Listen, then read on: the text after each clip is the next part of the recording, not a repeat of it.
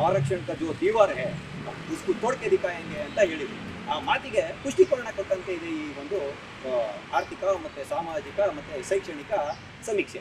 ದಸರಾ ರಜಾ ಮುಗಿದೋದ್ರೂ ಕೂಡ ಹೆಚ್ಚುವರಿಯಾಗಿ ರಜಾವನ್ನ ಘೋಷಣೆ ಮಾಡಿಕೊಂಡು ಪಟಕ್ಕೆ ಬಿದ್ದು ಈ ಗಣತಿಯನ್ನ ಮಾಡ್ತಾ ಇರ್ತಕ್ಕಂಥದ್ದು. ಹೇಳಿ ಕೇಳಿ ನಾಚಿಕೆ ಇಲ್ಲದೆ ಇರುವಂತ ಈ ಸರ್ಕಾರ ಶೈಕ್ಷಣಿಕ ವರ್ಷ ಮುಗ್ದೋಗ್ತಾ ಬರ್ತಾ ಇದೆ. ಇನ್ನೊಂದು 3-4 ತಿಂಗಳು ಆದ್ರೆ ಶೈಕ್ಷಣಿಕ ವರ್ಷನೇ ಮುಗ್ದೋಗುತ್ತೆ. ಸರ್ಕಾರಿ ಶಾಲೆಯ ಮಕ್ಕಳಿಗೆ ಶೂಗಳನ್ನು ಕೊಟ್ಟಿಲ್ರಿ, ಇನ್ನೂ ಶೂ ಕೊಟ್ಟಿಲ್ಲ ಅಂತ ಜವಾಬ್ದಾರಿ ಬೇಜವಾಬ್ದಾರಿಯನ್ನು ಮೆರೀತಾ ಇರುವಂತ ಈ ಸರ್ಕಾರ ಇವತ್ತು ಜಾತಿ ಜನಗಣತಿಗಾಗಿ 400 ಕೋಟಿ ರೂಪಾಯಿಯನ್ನ ವ್ಯಯ ಮಾಡ್ಲಿಕ್ಕೆ ಹೊರಟಿದೆ. ಈಗ ಇಲ್ಲಿ ಬಂದ್ರೆ ಇವಾಗ ಜಾತಿಯ ಹೆಸರಲ್ಲಿ ಹಿಂದೂ ಸಮಾಜನ ಒಡೆದ್ರು, ಈಗ ಉಪಜಾತಿಯ ಹೆಸರಲ್ಲಿ ಹಿಂದೂ ಸಮಾಜವನ್ನ ಒಡೆದ್ರು, ಅದರಲ್ಲಿ ಇವಾಗ ಲಿಂಗಾಯತ ಪ್ರತ್ಯೇಕ ಧರ್ಮ ಅನ್ನೋ ಹೆಸರಲ್ಲಿ ಹೊಡೆದ್ರು, ಲಿಂಗಾಯತರು ಬೇರೆ ಅನ್ನೋ ಹೆಸರಲ್ಲಿ ಹೊಡೆದ್ರು ಪ್ರತ್ಯೇಕ ಧರ್ಮ ಅಂತ ಹೇಳಿ. ಆ ಲಿಂಗಾಯತರನ್ನಾದ್ರೂ ಹೋಗ್ಲಿ ನಾವೆಲ್ಲರೂ ಒಂದೇ ಅನ್ನೋ ರೀತಿಯಲ್ಲಿ ಬಿಟ್ಟು ಅವ್ರನ್ನ ಶೈವರು ವೀರಶೈವರು ಅನ್ನೋ ಹೆಸರಲ್ಲಿ ಹೊಡೆದ್ರು. ಇದು ನಿಮ್ಗೆ ಬೇಕಾಗಿರತಕ್ಕಂಥದ್ದು ಸಾಮಾಜಿಕ ಶೈಕ್ಷಣಿಕ ಮತ್ತೆ ಆರ್ಥಿಕದ ಸಮೀಕ್ಷೆ ಅಲ್ಲ, ಒಂದು ಅಂದಾಜಿನ ಜಾತಿಯ ಉಪಜಾತಿಯ ಪಟ್ಟಿಗಳು.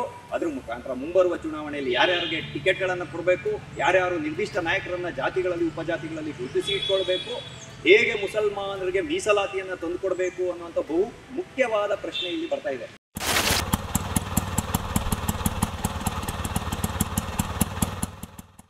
ಟಿವಿ ವಿಕ್ರಮದ ಸಮಸ್ತ ವೀಕ್ಷಕರಿಗೆ ಆಟೋವಾಲಾ ಕಾರ್ಯಕ್ರಮಕ್ಕೆ ಆತ್ಮೀಯವಾದ ಸ್ವಾಗತ.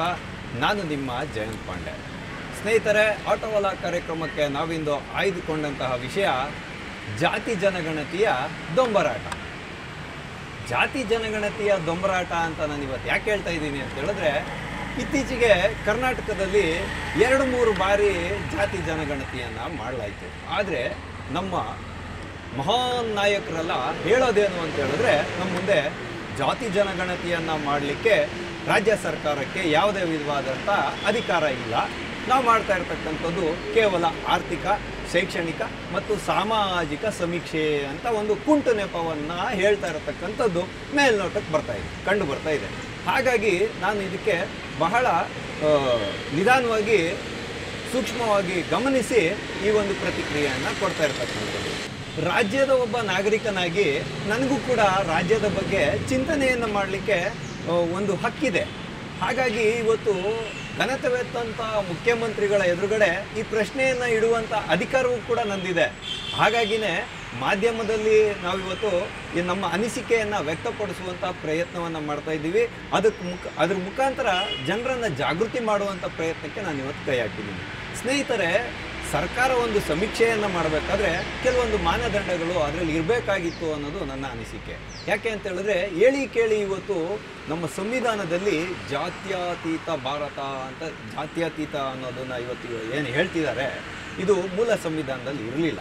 ಸೆಕ್ಯುಲರ್ ಅನ್ನೋ ಪದ ಜಾತ್ಯತೀತತೆ ಅಂದರೆ ಯಾವುದು ಜಾತಿನೇ ಇರಬಾರ್ದು ಅಥವಾ ಧರ್ಮನೇ ಇರಬಾರ್ದು, ಎಲ್ಲರೂ ಸರಿ ಸಮಾನರು ಅನ್ನೋದಾದರೆ ಇಂತಹ ಜಾತಿ ಸಮೀಕ್ಷೆಗಳು ಯಾಕೆ ಬೇಕು ಅನ್ನೋದು. ಇವತ್ತು ಜಾತಿ ಸಮೀಕ್ಷೆಯನ್ನು ಮಾಡೋಕ್ಕೆ ಹೊರಟಿದಾರಲ್ಲ ಇವರು, ಇದು ಹಿಂದೆ ನಾವು ಸ್ವಲ್ಪ ನೋಡಬೇಕು. ರಾಹುಲ್ ಗಾಂಧಿಯವರು ಒಂದು ಮಾತನ್ನೇ ಹೇಳಿದರು, ನಾವು ಆರಕ್ಷಣ್ ದಿಲಾಕೆ ಹಿ रहेंगे, OBCಗೆ ಮತ್ತು ಅಲ್ಪಸಂಖ್ಯಾತರಿಗೆ ನಾವು ಮೀಸಲಾತಿಯನ್ನು ಕೊಡ್ತೀವಿ. ಆರಕ್ಷಣ್ का जो दीवार है उसको तोड़ के दिखाएंगे ಅಂತ ಹೇಳಿದರು. ಆ ಮಾತಿಗೆ ಪುಷ್ಟೀಕರಣ ಕೊಟ್ಟಂತೆ ಇದೆ ಈ ಒಂದು ಆರ್ಥಿಕ ಮತ್ತು ಸಾಮಾಜಿಕ ಮತ್ತು ಶೈಕ್ಷಣಿಕ ಸಮೀಕ್ಷೆ.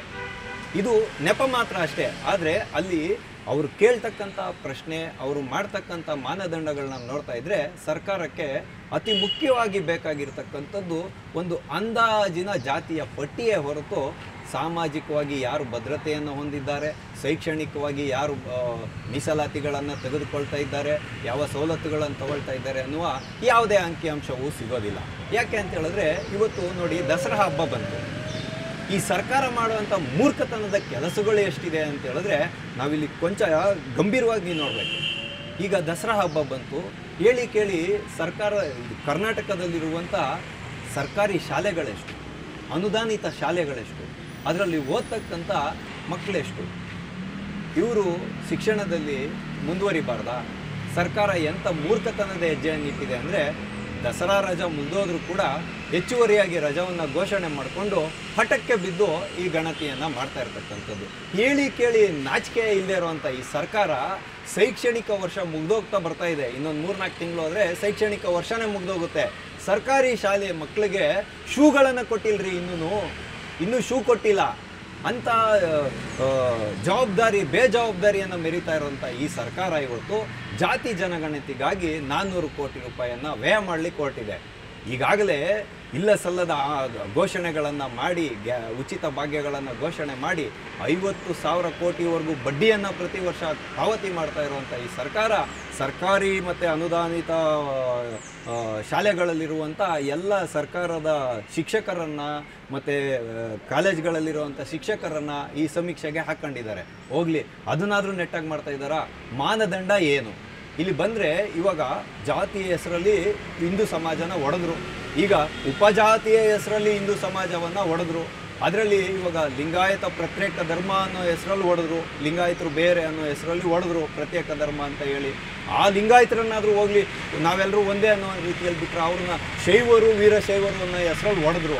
ಇದನ್ನೇ ಒಂದು ಫಾರ್ಮ್ಯಾಟ್ ಆಗಿ ಇಟ್ಕೊಂಡು ಇವತ್ತೇನು ಮಾಡ್ತಾ ಇದ್ದಾರೆ ಅಂದರೆ ಯಾವ ಜಾತಿ ಇದೆಯೋ, ಇವಾಗ ಉದಾಹರಣೆಗೆ ಒಕ್ಕಲಿಗ ಅಂತಿದೆ, ಒಕ್ಕಲಿಗರಲ್ಲಿ ಎಷ್ಟು ಥರದ ಉಪಜಾತಿಗಳಿರ್ತವೆ. ಇವಾಗ ನನಗೆ ತಿಳಿದಿರುವಂಥ ಕೆಲವು ಹೇಳ್ಬೋದು, ಅಂದರೆ ಈಗ ಗಂಗಟ್ಗಾರ್ ಒಕ್ಕಲಿಗರು ಅಂತಿದೆ, ಪೆಟ್ಟಿಗೆ ಅಂತ ಒಕ್ಕಲಿಗರಿದ್ದಾರೆ, ಬಂಡು ದೇವರು ಒಕ್ಕಲಿಗರು ಅಂತಿದ್ದಾರೆ, ಬೆರಳು ಕೊಡೋ ಒಕ್ಕಲಿಗರು ಅಂತಿದ್ದಾರೆ. ಈ ಥರ ನಾನಾ ಜಾತಿ ಅವರಲ್ಲಿದೆ. ಗೊಲ್ಲರ ಜಾತಿಗೆ ಬರುವಾಗ ಹಂದಿಗೊಲ್ಲರು, ಕಾಡುಗೊಲ್ಲರು, ಹಟ್ಟಿಗೊಲ್ಲರು, ಜೇನುಗೊಲ್ಲರು, ಈ ರೀತಿಯಾಗಿ ಉಪಜಾತಿಗಳನ್ನು ಬರೆಸ್ತಕ್ಕಂಥದ್ದು. ಹಾಗಾಗಿ ಮತ್ತು ಇದು ಏನು ದಲಿತರು, ಯಾಕೆಂದರೆ ಭಯನೇ ಆಗುತ್ತೆ ನಮಗೆ ಈ ವಿಷಯನೆಲ್ಲ ಸಮಾಜದ ಜೊತೆ ಹಂಚ್ಕೊಳಕ್ಕೆ, ಎಲ್ಲಿ ನಮ್ಮ ಮೇಲೆ ಏನು ಮಾಡ್ಬಿಡ್ತಾರೋ ಅಂತ. ಆದರೂ ಕೂಡ ಭಯವನ್ನು ಬಿಟ್ಟು ನಾನು ಹೇಳ್ತಾ ಇದ್ದೀನಿ, ದಲಿತರಲ್ಲಿ ಎಡಗೈ ಬೇರೆ ಬಲಗೈ ಬೇರೆ ಅಲ್ರಿ. ನೀವತ್ತು ಜಾತ್ಯತೀತ ಭಾರತದ ಕನಸನ್ನು ಕಂಡಂತಹ ಸಿದ್ದರಾಮಯ್ಯನವರೇ ಮಹಾನ್ ಜಾತ್ಯತೀತ ನಾಯಕ ಅಂತ ಹೇಳ್ಕೊಳ್ತಿರಲ್ರಿ. ನಿಮ್ಗೇನಾದರೂ ಒಂದು ಚೂರಾದರೂ ಶೇಮ್ನೆಸ್ ಅನ್ನೋದಿದೆಯಾ? ಪ್ರಶ್ನೆ ಕೇಳಬೇಕಲ್ವ ನಾವು. ಜಾತ್ಯತೀತದ ನಾನು ಅಹಿಂದ ನಾಯಕ, ಎಲ್ಲರನ್ನು ಮುಂದೆ ತರ್ತೀನಿ ಅಂತ ಹೇಳೋರು ನೀವು ಇವತ್ತು ಕುರುಬ ಸಮುದಾಯವನ್ನು ಮತ್ತು ಬೆಸ್ತ ಸಮುದಾಯವನ್ನು SC STಗೆ ಸೇರಿಸ್ಬೇಕು ಅಂತ ಹೇಳ್ತಾ ಇದ್ದೀರಾ. ಅದನ್ನು ಇನ್ನೊಂದು ಪಕ್ಷದ ಮೇಲೆ ಎತ್ತಾಕ್ತೀರಾ. ನಾವು ಹೇಳ್ತಾ ಇರೋದು ಸಮಾಜದಲ್ಲಿ ಎಲ್ಲರನ್ನೂ ಸಮಾನವಾಗಿ ನೋಡುವಂಥ ಒಂದು ಪರಿಪಾಠವನ್ನು ಸರ್ಕಾರ ಬೆಳೆಸ್ಕೊಳ್ಬೇಕು. ಶಿಕ್ಷಣದಲ್ಲಾದ್ರೂ ಕನಿಷ್ಠ ಪಕ್ಷ ನೀವು ಎಲ್ರಿಗೂ ಸಮಾನವಾದ ಹಕ್ಕುಗಳನ್ನು ಕೊಡಿ. ಯಾರು ಬೇಡ ಅಂದವರು? ನೀವು ಈ ಥರ ಸಾವಿರಾರು ಕೋಟಿ ರೂಪಾಯಿಗಳ ಬಡ್ಡಿಯನ್ನು ಕಟ್ಟೋದನ್ನು ಬಿಟ್ಟು ಆ ಸವಲತ್ತುಗಳನ್ನು ಜನಕ್ಕೆ ಕೊಡ್ರಿ. ಅದಲ್ವೇನ್ರಿ ನಿಜವಾದ ಜಾತ್ಯತೀತ ಭಾರತ? ಇವತ್ತು ಧರ್ಮ ಮತ ಪಂಥದ ವ್ಯತ್ಯಾಸವೇ ಗೊತ್ತಿಲ್ಲದೆ ಇರತಕ್ಕಂಥ ರಾಜಕಾರಣಿಗಳು ಎಲ್ಲವನ್ನೂ ಒಂದೇ ಬುಟ್ಟಿಗೆ ಹಾಕ್ತಕ್ಕಂಥದ್ದು ಎಷ್ಟು ಮಟ್ಟಿಗೆ ಸಮಂಜಸ? ಇದನ್ನೇನಾದರೂ ಕೇಳೋದಕ್ಕೆ ಕೊಟ್ಟರೆ ಅವ್ರ ಮೇಲೆ ಈ ಥರ ಒಂದು ದಬ್ಬಾಳಿಕೆಯನ್ನು ಮಾಡ್ತಾರೆ, ದೌರ್ಜನ್ಯವನ್ನು ಮಾಡ್ತಾರೆ, ಇವ್ರು ಬಂದಿಲ್ಲಿ ಪುಂಗಿ ಊದ್ತಾರೆ, ಈ ರೀತಿಯಾದಂಥ ಮಾತುಗಳು ಬರ್ತವೆ ಹೊರತು ವಾಸ್ತವ ಸ್ಥಿತಿಯನ್ನು ಅರ್ಥ ಮಾಡ್ಕೊಳ್ಳುವಂಥ ಯಾವುದೇ ಪ್ರಯತ್ನವನ್ನು ಈ ಥರದ ಒಂದು ನಾಯಕರು ಮಾಡೋದೇ ಇಲ್ಲ. ಇವ್ರಿಗೇನಂದರೆ ಇವರು ಹಠ ಸಾಧನೆ ಆಗಬೇಕು. ರಾಹುಲ್ ಗಾಂಧಿ ಆರಕ್ಷಣ ದಿವಾರ್ ಕು ತೋಡ್ನ ಏನಾ ಅಂದರೆ ಮೀಸಲಾತಿಯ ಗೋಡೆಯನ್ನು ಒಡೆದು ಇವತ್ತು ಏನು ಸುಪ್ರೀಂ ಕೋರ್ಟ್ ಏನು ಒಂದು ಹೇಳಿದೆ 50% 60%ಗಿಂತ ಮೀರಬಾರ್ದು ಮೀಸಲಾತಿಗಳು ಅಂತ, ಆ ಗೋಡೆಯನ್ನು ಒಡೆದು ಬಿಟ್ಟು ಅಲ್ಪಸಂಖ್ಯಾತರಿಗಿರ್ಬೋದು, OBC ಅವ್ರಿಗಿರ್ಬೋದು ಇನ್ನೂ ಹೆಚ್ಚಿನ ಒಂದು ಇದನ್ನು ಮಾಡಿಕೊಡ್ಬೇಕು, ಮೀಸಲಾತಿಯನ್ನು ಮಾಡಿಕೊಡ್ಬೇಕು ಅಂತ ಹೇಳ್ತಾರೆ. ಇರಲಿ, ಅದು ಹೇಗೋ. ಆದರೆ ಇದ್ರ ಮುಖಾಂತರ ತಮ್ಮ ರಾಜಕೀಯದ ಬೇಳೆಯನ್ನು ಬೇಯಿಸ್ಕೊಳ್ತಾರೆ. ಹಾಗಾಗಿ ಗಾಂಧಿ ಕುಟುಂಬವನ್ನು ಸಂತುಷ್ಟಿಗೊಳಿಸ್ಬೇಕಲ್ಲ, ಅದಕ್ಕೋಸ್ಕರ ಈ ಜಾತಿ ಸಮೀಕ್ಷೆ ನಡೀತಾ ಇರ್ತಕ್ಕಂಥದ್ದು. ಜಾತಿ ಸಮೀಕ್ಷೆ ಅಲ್ಲ, ಸಾಮಾಜಿಕ, ಶೈಕ್ಷಣಿಕ, ಆರ್ಥಿಕ ಸಮೀಕ್ಷೆ ನಡೀತಾ ಇರೋದು. ಆ ಹೆಸರಲ್ಲಿ ಜಾತಿ ಸಮೀಕ್ಷೆ ನಡೀತಾ ಇರ್ತಕ್ಕಂಥದ್ದು. ಯಾಕೆಂದರೆ 2027ನೇ ಇಸ್ವಿಗೆ ಕೇಂದ್ರ ಸರ್ಕಾರ ಜಾತಿ ಸಮೀಕ್ಷೆಯನ್ನು ಮಾಡ್ತೀವಿ ಅಂತ ಹೇಳಿದ್ದಾರೆ.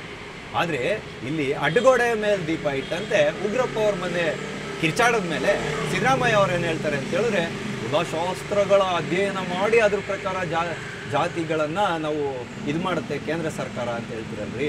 ಕುಲ ಕಸುಬು ಅಂತ ಇದ್ದಿದ್ದನ್ನು ಜಾತಿ ಅಂತ ಇವತ್ತು ಮಾಡಿದ್ದೀರಾ. ಇವಾಗ ಅದರಲ್ಲಿ ಪಾಪ ಯಾರೋ ಬೇರೆ ಬೇರೆ ಕಸುಬುಗಳು ಮಾಡೋದನ್ನ ಉಪಜಾತಿ ಅಂತ ಹೇಳ್ತಿದ್ದೀರಾ. ಹಾಗಾಗಿ ಹಿಂದೂ ಸಮಾಜನ ಒಡೆದಾಕುವಂಥ ಎಲ್ಲ ಪ್ರಯತ್ನ ನಡೀತಾ ಇದೆ ಇಲ್ಲಿ. ಹೋಗಲಿ, ಅದು ಹೇಗೂ ಇರಲಿ, ನೀವು ಆರ್ಥಿಕ, ಶೈಕ್ಷಣಿಕ, ಸಾಮಾಜಿಕವಾಗಿ ನೀವು ಸಮೀಕ್ಷೆ ಮಾಡ್ತೀನಿ ಅಂತ ಹೇಳ್ತಿದ್ದೀರಲ್ಲ, ನೀವು ಹೆಚ್ಚಿನ ಅಂಶ ಜನ ಯಾರಿಗೂ ಯಾವುದೇ ಸವಲತ್ತುಗಳನ್ನೇ ಕೊಟ್ಟಿಲ್ಲ ಈ ಸರ್ಕಾರ. ಇರೋವಂಥ ಸವಲತ್ತುಗಳನ್ನು ಕಸಿದುಕೊಳ್ತಾ ಇದ್ದೀರಾ ನೀವು. ಇವತ್ತು ಜನ ಬದುಕಲಿಕ್ಕಾಗದೆ ಪರಿತಪ್ಪಿಸೋವಂಥ ಕಾಲ ಬಂದಿದೆ. ಮಹಾನಗರದಲ್ಲಿ, ಬೆಂಗಳೂರಂಥ ಮಹಾನಗರದಲ್ಲಿ ಇವತ್ತು ಒಂದು ಸಿಂಗಲ್ BHK ಮನೆಯನ್ನು ಕೇಳಿದ್ರೆ ಬಾಯಿಗೆ ಬಂದಂಗೆ 15,000 20,000 ಅಂತ ಹೇಳುವಂಥ ಕಾಲ ಬಂದಿದೆ. ನೀವು ತೆರಿಗೆಗಳು ಜಾಸ್ತಿ ಮಾಡಿದ್ದಕ್ಕೆ ಮನೆ ಓನರ್ಗಳು ತಾನೇ ಏನು ಮಾಡ್ತಾರೆ? ನೀವು ತೆರಿಗೆ ಜಾಸ್ತಿ ಮಾಡ್ತೀರಾ, ಅವ್ರು ಬಾಡಿಗೆ ಜಾಸ್ತಿ ಮಾಡ್ತಾರೆ. ಅದಕ್ಕೆ ಅನುಗುಣವಾಗಿ ಬಡವ್ರಿಗೇನಾದರೂ ಸಂಬಳಗಳನ್ನ ಜಾಸ್ತಿ ಮಾಡಿದ್ದೀರಾ? ಸವಲತ್ತುಗಳನ್ನ ಜಾಸ್ತಿ ಮಾಡಿದ್ದೀರಾ.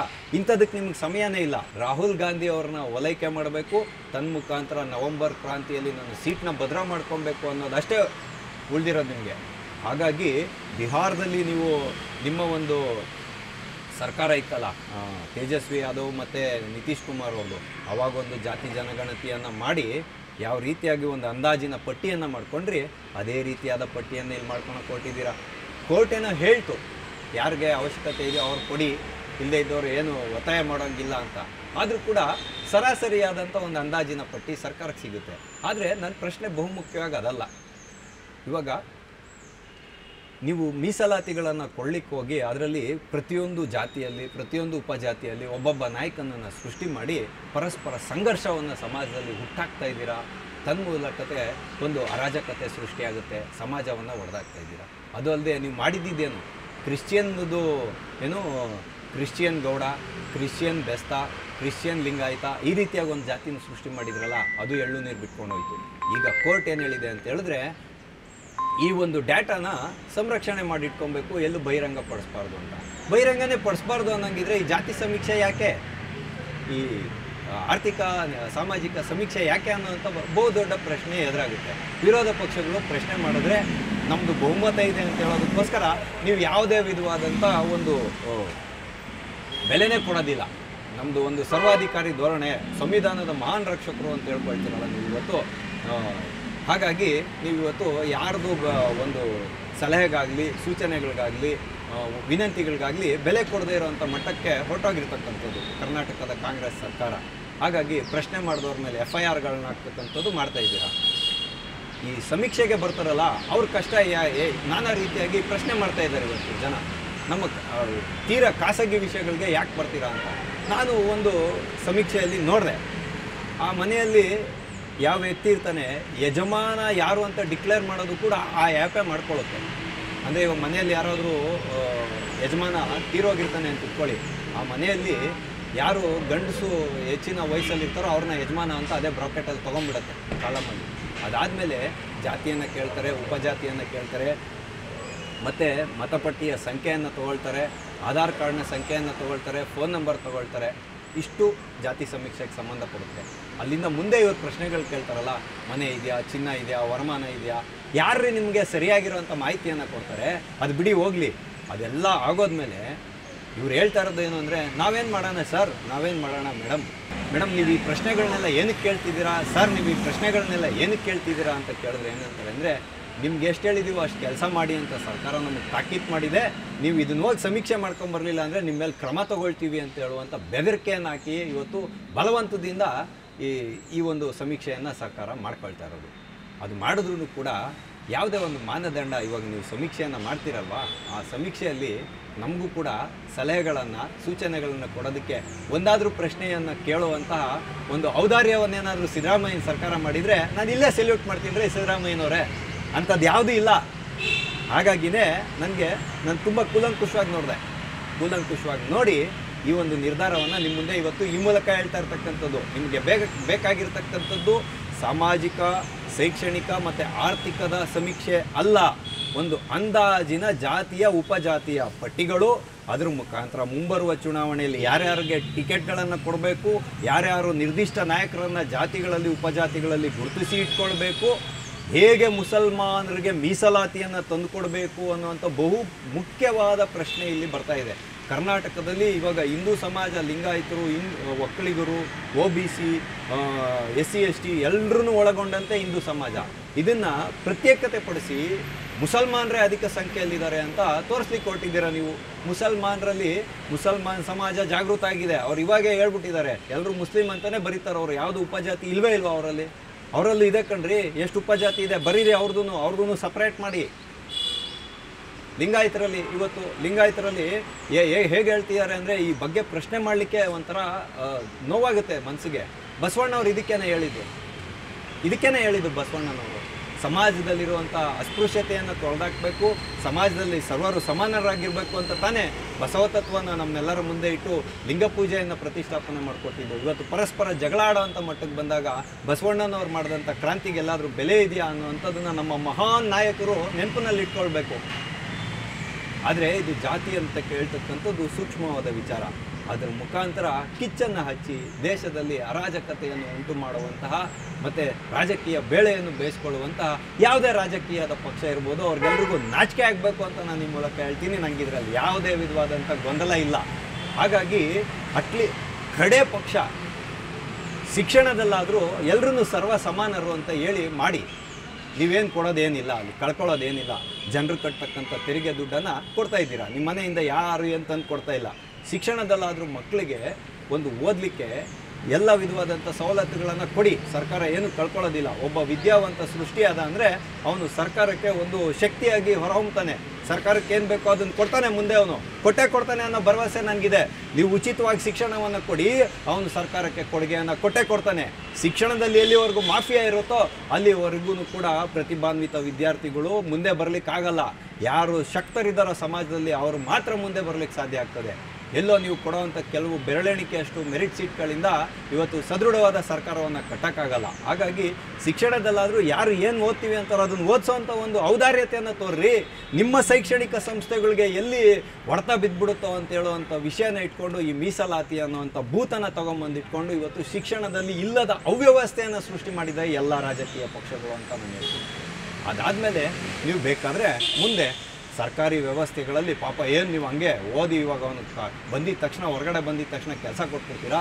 ಅವನು MLAಗಳ ಮನೆಗಳಿಗೆ MP ಗಳ ಮನೆಗಳಿಗೆ ಇದಕ್ಕೆ ಎಂಪ್ಲಾಯ್ಮೆಂಟ್ ಆಫೀಸ್ಗೆ ಅವನು ಹೋಗಿ ಅವನಿಗೆ ಕೆಲಸ ಬರೋಷ್ಟರಲ್ಲಿ ಅವನು ಅರ್ಧಮಾನ ಆಯಸ್ ಮುಗ್ದೋಗಿರುತ್ತೆ.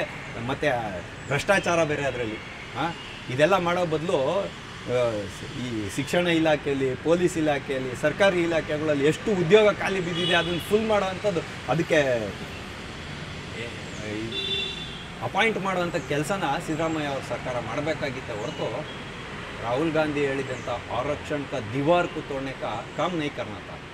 ये हमारा रिक्वेस्ट है. ಅಂದರೆ ರಾಹುಲ್ ಗಾಂಧಿ ಹೇಳಿದ್ರಲ್ಲ ಮೀಸಲಾತಿಯ ಗೋಡೆಯನ್ನು ಒಡೆದೇ ತೋರಿಸ್ತೀನಿ ಅಂತ, ಅದನ್ನು ಒಡೆಯೋದ್ರ ಮುಖಾಂತರ ನವಂಬರ್ ಮೇಲೆ ತನ್ನ ಕುರ್ಚಿಯನ್ನು ಪಡಿಸ್ಕೊಳ್ಳೋದಕ್ಕೆ ಸಿದ್ದರಾಮಯ್ಯನವರು ಹೊರಟಿದ್ದಾರೆ ಅಂತ ಹೇಳ್ತಕ್ಕಂಥ ನನ್ನ ವಾದ. ಹಾಗಾಗಿ ಇಂಥ ರಾಜಕೀಯ ನಾಯಕರು ಮಾಡುವಂತಹ ಯಾವುದೇ ಕುತಂತ್ರಗಳಿಗೆ ಸಮಾಜ ಬಲಿಯಾಗಬಾರ್ದು. ನಮ್ಮ ಜಾತಿ ಅಂತ ಹೇಳ್ತಾರೆ, ಇವತ್ತು ಏನು ಮಾಡೋಕ್ಕಾಗಲ್ಲ. ಅದ್ರ ಬಗ್ಗೆ ಅಭಿಮಾನ ಇರಬೇಕು. ಆದರೆ ಸಮಾಜದಲ್ಲಿ ಪರಸ್ಪರರು ನಾವು ಬಂದಾಗ ಯಾರೂ ಜಾತಿಯನ್ನು ಕೇಳಲ್ಲ. ಇಲ್ಲಿ ಕೇಳ್ತಾ ಇರ್ತಕ್ಕಂಥದ್ದೇ ಜಾತ್ಯತೀತ ಅಂತ ಹೇಳುವಂಥ ನಾಯಕರೇ ಸರ್ಕಾರದ ಮುಖಾಂತರ ಬಂದು ನಿನ್ನ ಜಾತಿ ಯಾವುದು, ನಿನ್ನ ಜಾತಿ ಯಾವುದು, ನಿನ್ನ ಜಾತಿ ಯಾವುದು ಅಂತ ಕೇಳ್ತಾ ಇದ್ದಾರೆ. ಇದನ್ನು ಮನಗಂಡು ಸಮಾಜ ಏಕತ್ರ ಆಗಬೇಕಂದ್ರೆ, ಒಂದಾಗಬೇಕಂದ್ರೆ ನಾವು ಒಗ್ಗಟ್ಟಿನ ಮಂತ್ರವನ್ನು ಜಪಿಸಿದಾಗ ಮಾತ್ರ ಈ ದೇಶವನ್ನು ಮುಂದೆ ತೊಗೊಂಡೋಗ್ಬೋದು. ಇವರ ರಾಜಕೀಯ ಬೇಳೆಗಳು ಏನೇ ಇರಲಿ ಅದನ್ನು ಬದಿಗಿಟ್ಟು ಹಿಂದೂ ಸಮಾಜ ಒಂದಾಗಬೇಕು ಅಂತ ಹೇಳೋದ್ರ ಮುಖಾಂತರ ಇಂದಿನ ಆಟೋವಾಲ ಕಾರ್ಯಕ್ರಮವನ್ನು ನಾವು ಮುಗಿಸ್ತಾ ಇದ್ದೇವೆ. ಮುಂದೆ ಇಂತಹದ್ದೇ ಒಂದು ಕುತೂಹಲಕಾರಿಯಾದ ವಿಷಯದೊಂದಿಗೆ ನಾವೆಲ್ಲರೂ ಮತ್ತೆ ಭೇಟಿಯಾಗೋಣ. ಅಲ್ಲಿವರೆಗೂ TV ವಿಕ್ರಮವನ್ನು ಸಬ್ಸ್ಕ್ರೈಬ್ ಮಾಡೋದರ ಮುಖಾಂತರ, ನಿಮ್ಮ ಸದ್ವಿಚಾರಗಳನ್ನು ಕಾಮೆಂಟ್ ಮಾಡೋದರ ಮುಖಾಂತರ ಹಾಗೂ ಶೇರ್ ಮಾಡುವುದರ ಮುಖಾಂತರ ನಮ್ಮನ್ನು ಪ್ರೋತ್ಸಾಹಿಸಿ. TV ವಿಕ್ರಮ, ದೇಶ ನಿಮ್ಮ ಕೈಯಲ್ಲಿ. ಈ ಕಾರ್ಯಕ್ರಮ ನಿಮಗೆ ಇಷ್ಟ ಆಗಿದ್ದಲ್ಲಿ ಲೈಕ್, ಶೇರ್ ಹಾಗೂ ಕಮೆಂಟ್ ಮಾಡಿ. TV ವಿಕ್ರಮದ ಕಾರ್ಯಕ್ರಮಗಳನ್ನು ನಿರಂತರವಾಗಿ ವೀಕ್ಷಿಸಲು ಸಬ್ಸ್ಕ್ರೈಬ್ ಮಾಡಿ, ಬೆಲ್ ಐಕನ್ ಒತ್ತಿ.